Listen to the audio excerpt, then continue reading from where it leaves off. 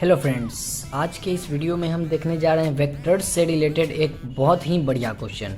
ये जो है वेक्टर से रिलेटेड एक बहुत ही बढ़िया क्वेश्चन है जो कि आपने थंबनेल में देख ही लिया होगा।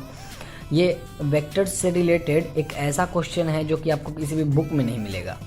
ये क्वेश्चन खुद बनाया गया है और इस क्वेश्चन को आइए सॉल्व करते हैं। सबसे पहले मैं बता दे रहा हूँ इस क्वेश्चन में दिया क्या गया है, क्या क्या चीज़ है, क्या नहीं है, सब मैं बता रहा हूँ। सबसे पहले इस वेक्टर में सबसे पहले हमें दिख रहे हैं कि दो वेक्टर हैं, vector A and vector B, और इसके बीच का एंगल जो है थीटा है जो कि 60 डिग्री है। सबसे पहला चीज़ ये दे दिया गया। यहाँ पर वेक्टर ए है, वेक्टर बी है और उनके बीच का एंगल थीटा जो है 60 डिग्री है। अब उसके आगे हम बढ़ते हैं। क्या है, वेक्टर ए का मैग्नीट्यूड जो है वो 2 यूनिट है, वेक्टर बी का जो मैग्नीट्यूड है वो 3 यूनिट है, और वेक्टर सी का मैग्नीट्यूड पूछता है। यहाँ वेक्टर ए है, यहाँ वेक्टर बी है, इन दोनों का मैग्नीट्यूड दिया हुआ है। वेक्टर ए का magnitude 2 unit and vector B का मैग्नीट्यूड 3 यूनिट, बिल्कुल। और उसके बाद जो है वेक्टर सी, उसका मैग्नीट्यूड हमें निकालना है कि वेक्टर सी का मैग्नीट्यूड क्या होगा। और दो और चीज़ दिया हुआ है जो कि मैंने ऊपर लिख दिया चूँकि यहाँ जगह नहीं था, इसलिए कि vector B dot vector C is equal to 0 and vector C perpendicular to A. क्या दिया है कि वेक्टर सी जो है ये ए पे परपेंडिकुलर है, ए के साथ ये पूरा एंगल जो है वो 90 डिग्री बना रहा है, बिल्कुल। और वेक्टर की क्या है, वेक्टर ए का मैग्नीट्यूड, वेक्टर बी का मैग्नीट्यूड, दोनों का मैग्नीट्यूड दे दिया, उनके बीच का एंगल दे दिया। और यहाँ पर वेक्टर सी का मैग्नीट्यूड पूछता है कि where vector C is perpendicular to A, vector C जो है परपेंडिकुलर है ए पे, and vector B dot vector C is equal to 0 हमें गिवन है शुरू में। तो चलिए हम इसे सॉल्व करना शुरू करते हैं। अब थोड़ा हम बढ़ जाते हैं इसके सॉल्यूशन की तरफ और सॉल्यूशन हम यहाँ से करना शुरू करते हैं। सबसे पहला चीज़ आपको यहाँ पर ए का मैग्नीट्यूड बी का मैग्नीट्यूड दे रहा है और सी परपेंडिकुलर टू ए, तो इस सब से तो हमें सब कुछ सीधा सीधा पता चल रहा है। लेकिन यहाँ पर जो है vector B dot vector C is equal to 0, इससे हमें ये नहीं पता चल रहा है कि ये क्या है, कि मतलब इससे क्या निकलेगा वो। तो सबसे पहले हम वो निकालते हैं कि वेक्टर बी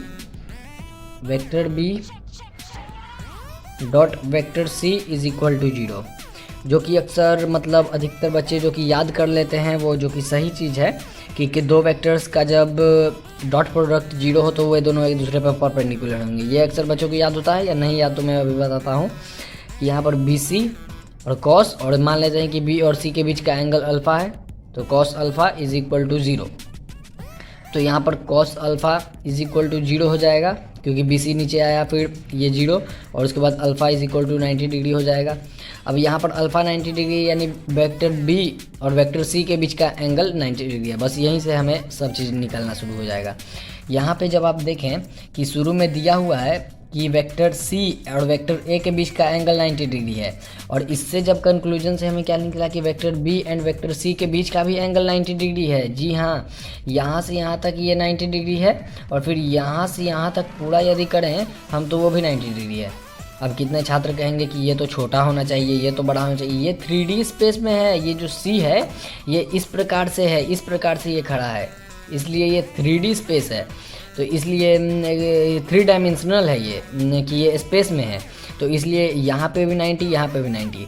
अब आपको एक प्रॉपर्टी याद होना चाहिए कि जब भी कोई भी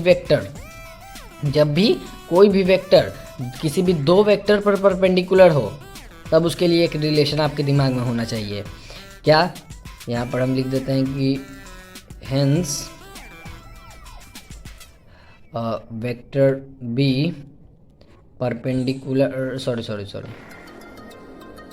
vector C perpendicular to vector B, also कि vector C perpendicular to vector A, therefore कि vector A cross vector B का जो मैग्नीट्यूड होगा is equal to vector C का मैग्नीट्यूड। बिल्कुल होगा, क्योंकि vector A and vector B दोनों का जो क्रॉस प्रोडक्ट होता है, मान लेते हैं कि vector A and vector B का क्रॉस प्रोडक्ट कोई भी अदर वेक्टर आता है, क्योंकि दो वेक्टर को जब भी हम क्रॉस करते हैं तो अदर तीसरा वेक्टर नहीं आता है, और वो तीसरा जो वेक्टर होता है वो हमेशा परपेंडिकुलर होता है इनिशियल दोनों वेक्टर पे।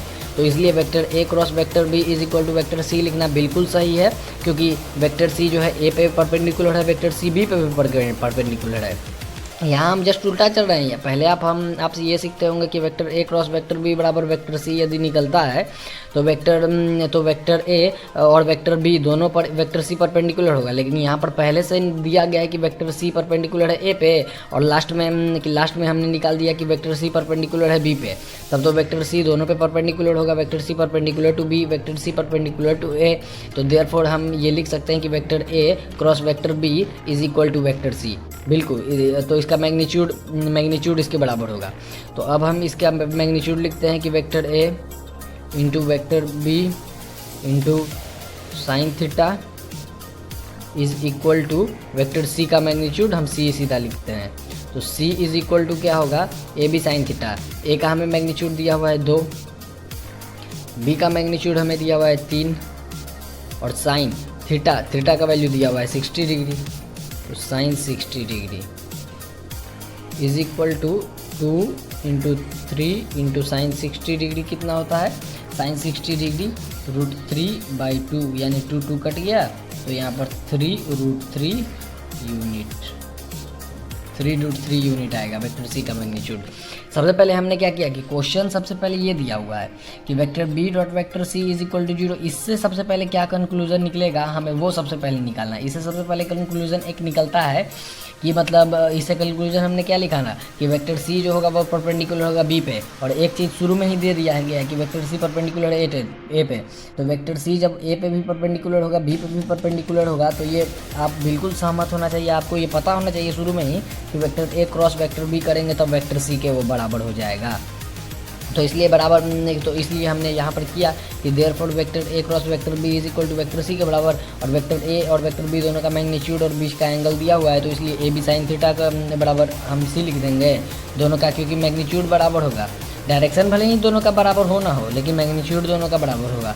और magnitude C is equal to 2 into 3, magnitude सबका रख देंगे और एंगल रख देंगे, तो उससे 3√3 यूनिट आ जाएगा। धन्यवाद।